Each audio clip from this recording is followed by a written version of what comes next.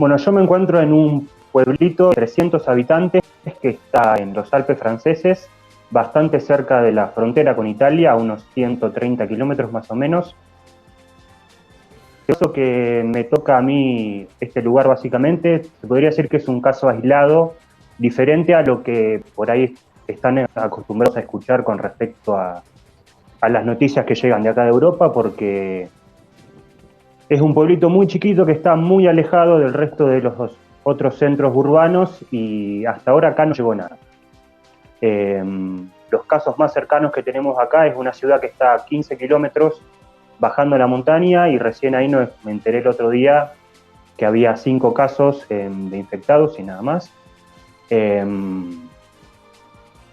Y más o menos el tema de cuarentena acá en Francia se decretó más o menos muy cerquita de la fecha que se implantó en la Argentina. Un día más, un día después, un día antes, más o menos muy parecido. Eso también habla de por ahí la prontitud con que se tomó el caso en Argentina. Y al estar aquí en este pueblo es como que la gente se lo toma de otra manera, no se vive el pánico o se vive la vorágine que se vive en una ciudad. No hay largas colas en los supermercados, no hay nada por el estilo. En un pueblito tan chiquito prácticamente no hay ni policías, por decirte, nunca había un policía, no hay una comisaría ni nada por el estilo. Entonces al mismo tiempo tampoco hay una especie de control. Así que te puedo decir que lo mío quizás puede ser un caso aislado y que se vive con bastante tranquilidad comparado con otras noticias que les deben llegar desde otros lugares de Europa. Mientras te escuchamos, estamos repasando imágenes del pueblo donde vivís. Es verdaderamente hermosísimo, es una belleza. Bueno, no llegaron casos allí, afortunadamente están viviendo en un lugar donde no se vive con tanta proximidad, con tanta cercanía, pero se están tomando de todos modos algunas precauciones para seguir en esta situación. Obviamente todos los negocios han cerrado desde hace prácticamente 20 días. Lo único que está abierto son las tiendas de alimentación, que acá tenemos, en este pueblito tenemos un almacén nada más. Antes había estado abierta la quesería, pero por el fin de temporada también cerró. Y una tabaquería, que acá le llaman tabac, que tiene un horario muy acotado, 3 horas a la mañana y 1 hora a la tarde, y una panadería. Eso es todo lo que está abierto. Y después, bueno, sí, restricción de movimiento, cuarentena y demás, al igual que en todos lados. Creo que eso es las medidas que han llegado acá y que se reflejan en todas partes de Francia, perdón, son esas. Bien, sos profesor de historia, contanos tu experiencia personal, hace cuánto tiempo que estás allí, con qué te encontraste al llegar a Francia. Y soy profesor de historia, he trabajado en escuelas tanto de Luján como de Jauregui.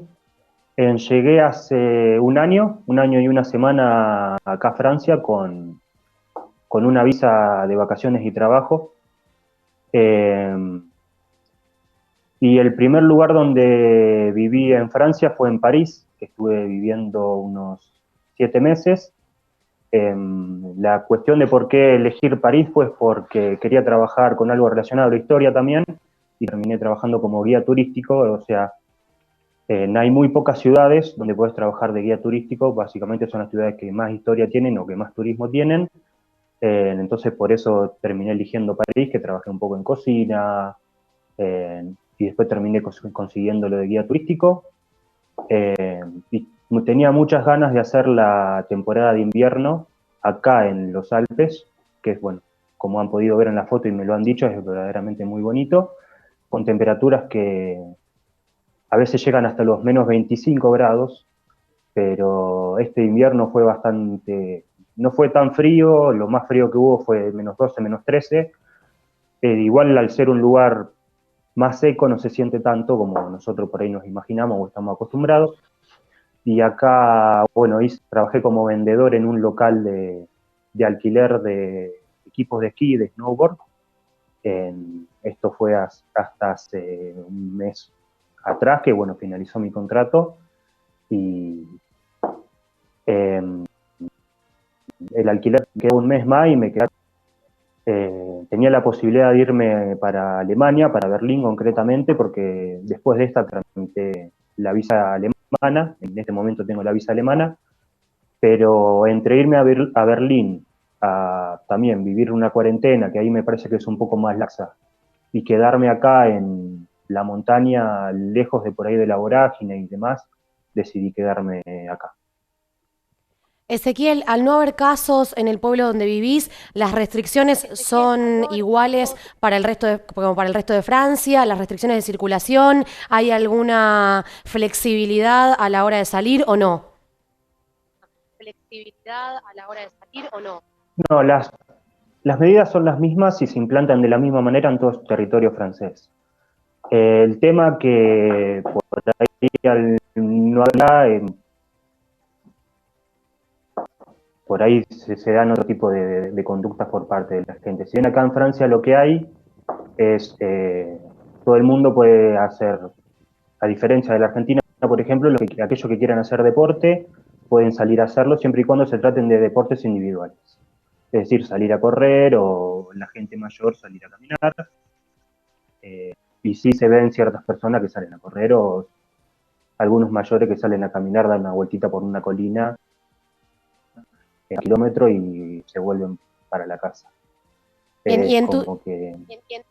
Sí, sí, en tu día a perdón. día, ¿cómo lo llevás? ¿Qué actividades haces? ¿Cómo ocupás el tiempo en un pueblo chiquito que encima han cerrado muchas de las actividades que hay? Decís lo que tiene que ver con turismo. ¿En qué ocupás tu día?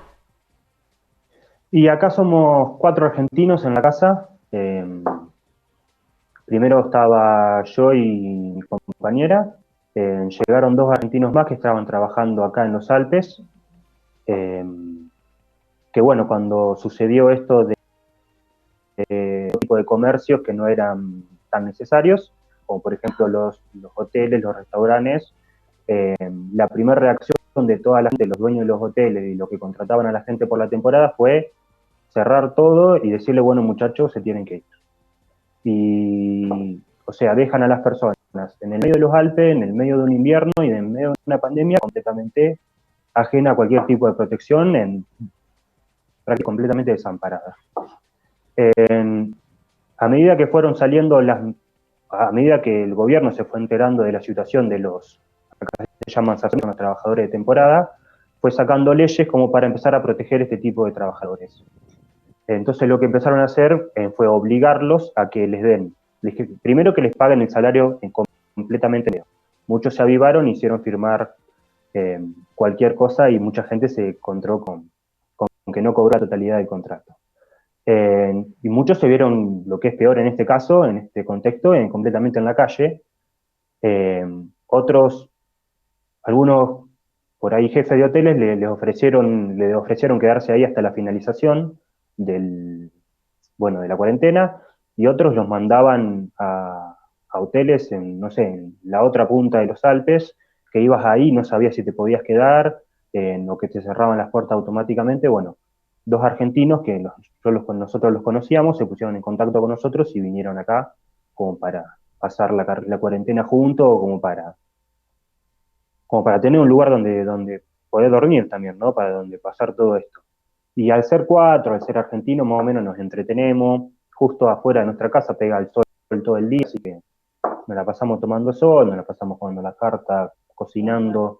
Creo que en esta época todo el mundo debe sus cualidades culinarias, así que estamos más o menos en eso. Tratamos de entretenernos de alguna manera, leyendo, estudiando. Algunos están haciendo cursos de italiano, que de acá se van a Italia, así que se entretienen también con eso, siempre hay algo para hacer. ¿Consiguen yerba, Ezequiel? ¿Toman mate entre ustedes? Sí, mate uno en la mano, pero no lo estaba tomando. Sí, se consigue, no específicamente acá, pero se consigue, te la mandan de correo desde Alemania. Te mandan 3 kilos por 30 euros, por 25 euros, que dentro de todo el precio está bien. Ezequiel, aquí a la Argentina llegó y resonó bastante una frase de Macron en medio de toda esta situación, cuando dijo que la pandemia reveló que la salud gratuita, nuestro estado de bienestar no son costos o cargas, sino bienes preciosos y que tienen que estar fuera de las leyes del mercado. Fue una frase que circuló muchísimo en Argentina de el primer mandatario de aquel país. Ya con un año en Francia, ¿qué evaluación haces en general de lo que es el gobierno encabezado por Macron? En general, no sé, porque, bueno, habrás sabido que el caso de los chalecos amarillos se dio contemporáneamente cuando yo estaba acá. Mm. La represión por ahí es igual en todos lados.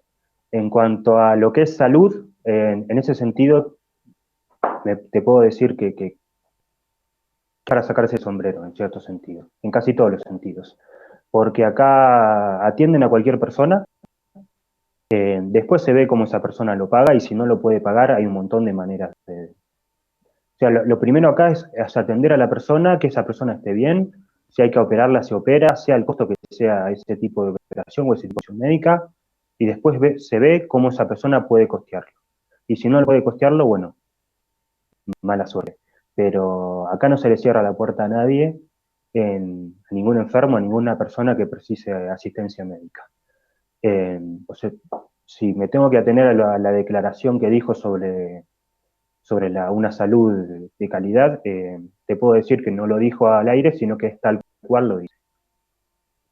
Bien, Ezequiel. Te agradecemos muchísimo el contacto y te pregunto ya prácticamente a modo de cierre, si has tenido en estos días en el que seguramente los teléfonos han estado con más actividad de lo habitual, todos puertas adentro, vínculo aquí con seres queridos en Luján, has estado en mayor contacto de lo habitual, imagino. Eh, no soy, por ahí no soy muy charlatán, pero sí, he tenido contacto con familiares, con amigos, básicamente, eh, contándoles que sí, que acá estaba todo bien, que se queden tranquilos, que gracias a Dios estaba en un lugar que podía estar mucho más tranquilo, que donde no vivía, donde no se vivía esta vorágine o la paranoia que por ahí se vive en otros lugares, que se queden tranquilos que estaba en un lugar donde por ahora no estaba en contacto ni con toda esta pandemia, perdón. Eh, sí, el contacto está constantemente y en un principio estaban más preocupados ellos por lo que me estaba pasando a mí y hoy por hoy prácticamente es al revés. Porque, bueno, uno quizás no pensaba que cuando se estaba realizando, cuando esto estaba sucediendo en China o fueron los primeros casos en Italia, uno quizás no pensaba que podía llegar a la Argentina y que se podía dar de la manera tan fuerte con la cual se está dando, por ejemplo, en Brasil, o en Ecuador, qué sé yo. Por eso ahí uno al principio le decía, bueno, tengan más cuidado con otra cosa, no se preocupen por esto, es algo que por ahora está acá, y cuando llegó allá, bueno, uno sí, por ahí se empieza a preocupar un poco más.